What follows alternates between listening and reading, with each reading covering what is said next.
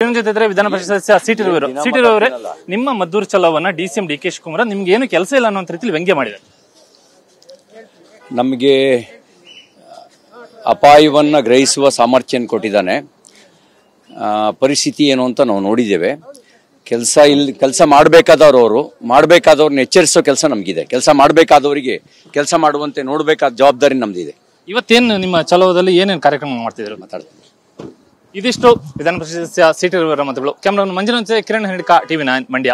TV9 ಜೊತೆ ಮೈಸೂರು ಸಂಸದ ಯದುವೀರ್ ಒಡೆಯರ್ ಅವರೇ, ಇವತ್ತು ಲಾಠಿ ಚಾರ್ಜ್ ಮಾಡಿರುವಂತಹ ವಿಚಾರ ಅಲ್ಲ, ಮಹಿಳಾ ಕಾರ್ಯಕರ್ತರ ಮೇಲೆ ಲಾಠಿ ಚಾರ್ಜ್ ಮಾಡಿರುವಂತಹ ವಿಚಾರ ಅತ್ಯಂತ ಖಂಡನೀಯ ಘಟನೆ.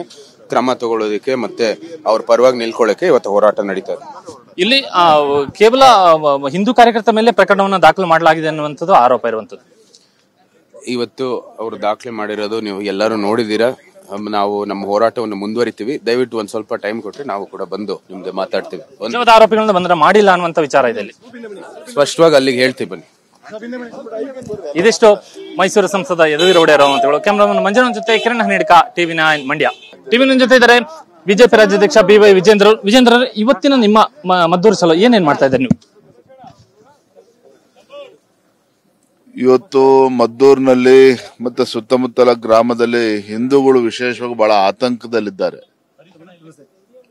ರಾಜ್ಯ ಸರ್ಕಾರದ ಈ ಧೋರಣೆ, ಮೊನ್ನೆ ನಡೆದಿರ್ತಕ್ಕಂಥ ಘಟನೆ, ಹೆಣ್ಮಕ್ಳ ಮೇಲೆ ಆಗಿರ್ತಕ್ಕಂಥ ಲಾಠಿ ಚಾರ್ಜು, ಇದೆಲ್ಲದರ ಪರಿಣಾಮ ಇವತ್ತು ಆತಂಕದಲ್ಲಿದ್ದಾರೆ.